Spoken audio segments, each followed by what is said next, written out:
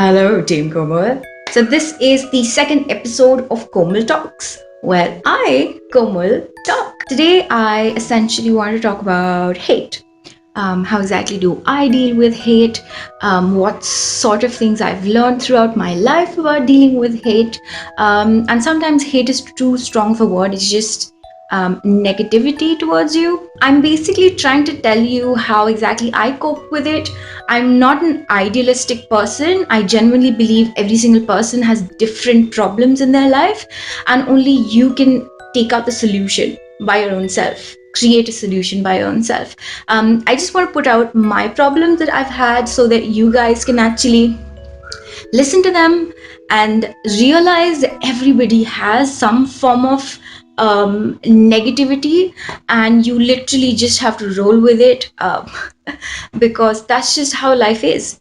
The point of your life is not to get it out easy. The point of your life from problems is to learn how to tackle it, because once you learn how to tackle it, that is when, if it happens in the future or if worse things happen in the future, you can deal with it. I've never had issues in my school time because I've had, touch wood, I've had the strongest support of my friends. I've been extremely social since I was little. I knew everybody in my school, and everybody knew me because I was just happy and I would talk to everybody.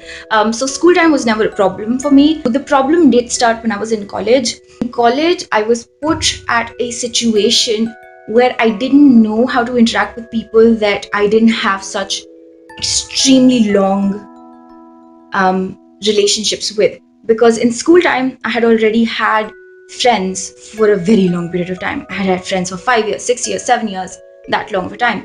And everybody that I knew them since the time I was little. So it was easy for me. If I had any issue, I could just confront them. In college, however, you only have 3 years if you're in Delhi. If you're in Mumbai, you have 5. I was put at a space where it was literally like people would surround you and say that, well, this is how you failed as a friend, and this is what you should have done, and this is what you didn't do. And I was saved by my friends because I knew that if these guys that are saying all these things to me in college are saying these things to me while they're my friends, these are not the things that my actual friends would ever say to me. My friends would never accuse me of anything. They would always tell me that I'm doing something, and they would tell me what I should do to fix it. Real friends don't create drama and just let it go.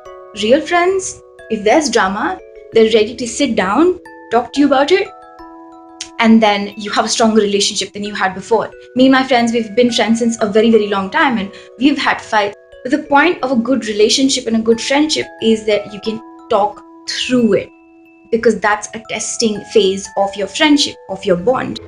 If it wasn't for my friends, I don't think I would have been so good at just bouncing back. And now I'm friends with the people that we had issues with when we were in college, because now they've grown up and they've realized how silly it was, and I've grown up and I've realized how silly that was. But at that situation, it feels like the world is over. It feels like the friends that you thought they were friends are not your friends any longer, and it feels so horrible. It feels like somebody punched you in the stomach and you can't breathe any longer. If that sort of a thing is happening to you, just remember, you have your parents, you have your really strong friends, and that's all that matters. If anybody really, really wants to have a relationship with you, if people want to be your friends, it's never from one side. Two people have to work on a relationship.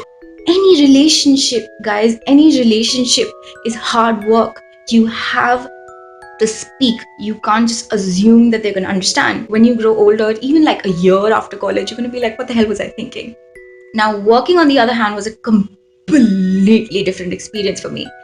I had no idea how to deal with office. Okay, both my parents are officers with the government. Oh, my dad retired, so my mom is now an officer with the government, and both my parents at that time were officers with the government. Now, when you have a government sort of an upbringing, it's very different, guys, because the conversations at home were never the ones that I had heard back in my office, or the things that happened in my office were never the things that I heard my parents talk about. For my parents, it was more like, oh, this is the law that's getting like repetitive. Basically, it was all book talk, whatever I heard in my house. It was never office tensions. But in the private structure, there's a lot of volatileness. There's a lot of politics, there's just a lot of drama, and then people don't like other people, and then they're like, oh, and everybody's like, oh, and that is what happened to me. I feel like I was too immature. Like, for me, I don't do well with places that have a lot of politics. And to be very honest, every place has politics, because politics come from people, and people are everywhere. Like my dad, if he has an issue with anything, or my mom, if they have an issue with anything, they just write a letter and you just complain. In a sort of like an institution which is private, you can't do that, because the minute you do that, everybody just starts talking about it, because the hierarchy there is not that stiff, so everybody knows that you complained about something, and everybody just takes it in bad blood, and then everybody's talking about it. So there's a lot of subliminal games going on. Because of the mind games going on, I'm very bad with mind games. Okay, that's the thing with me. I'm a little too straightforward. So if I don't say it, it shows on my face. First office was very chill, and people there were really nice. But obviously, you always have issues with some people because your personalities clash, or you just feel like they're exactly what irritates you. But that's not their fault. They're just like that. So that happened to me, and then I basically got to know that some people were either watching my videos, or they just didn't like me, so they would make fun of me behind my back, the way I talk. And there's a very distinct way of me talking. I enunciate, and that's something that I can't help. It's a thing that I do because I do music, and it's a thing that I do because I've been taught linguistics. I can't not pronounce my words properly. I can't. That's the problem that I have, especially in English. Hindi I can. It was very weird for me to understand why people would do that, and I didn't have anybody to talk to about that, because my friends had jobs, and I was just like, maybe I'm grown up, it's my job, and I'm gonna deal with it my own self. I think that was a stupid thing to do. I think I should have just called my friends and told them. I did tell my friends frequently. Now, because my friends kind of went in different states and everything, it was a little difficult to tell them. After about 2-3 months of me being there, I realized that everybody had that one person that they didn't like, and that person didn't like them back. I always question myself. I'm not one of those people that are self-righteous, that, oh yeah, I'm the person that's right, I'm always right. It was never like that at that time. I realized that I could have been the person that was wrong and not her, or maybe both of us were wrong. It's a work environment, and if you can really hate somebody there, but if you, at the end of the day, if you are not productive and that person is productive, even if you hate them a lot, you're the person that would be in the wrong, and you don't want that. So if there's any way that your work is getting hindered, talk to the person that's above you, or handles both of you, or handles one person and the other. If you want to show serious respect, you go to that person first. If they seem like they really don't give a shit, then you say that, you know what, if this is not gonna happen, don't ever say that I'm going to report this. Just say that I still don't feel that comfortable. Do you mind sitting next to the team leader and both of us talking about it?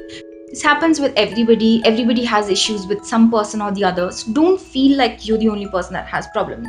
And always think about respect whenever you have any sort of conflict. Imagine you have to hold on to your self-respect, because the person in front of you, they can say shit to you, but then the way you react to it is what really makes you. When I started becoming a YouTuber, when I became a YouTuber, things got a little complicated, because the sort of negativity that you deal with on YouTube is very different from what you deal with in a workspace. I've been blogging and YouTubing since a very, very long time. So for me, I've had a lot of time to build a thick skin, but sadly, I'm naturally not thick-skinned. My name is Komal, for God's sake, I'm Komal. So I'm always very quick to get emotional about things. Negativity towards me in terms of comments is very easy to tackle, according to me, because there's everybody out there and I don't see them in person. So it's fine. Like, positive comments make the world of a difference to me because they make me so happy, especially in the morning when I get up and I try to read the comments. The negative ones affect me a little bit less. Like, if they're genuinely negative, like, something to do with like something that's important. There've been quite a lot of comments that are just like, that they're bright trolls, so you don't even want to entertain it. I have a lot of people that trust me, like, a lot, and I'm extremely thankful for it. I work really, really hard to gain that trust of people. And I know myself that the most important thing for me in my life is trust of people. I know that my biggest feature is my genuineness, and I will never do anything to kind of put like cracks in it, essentially.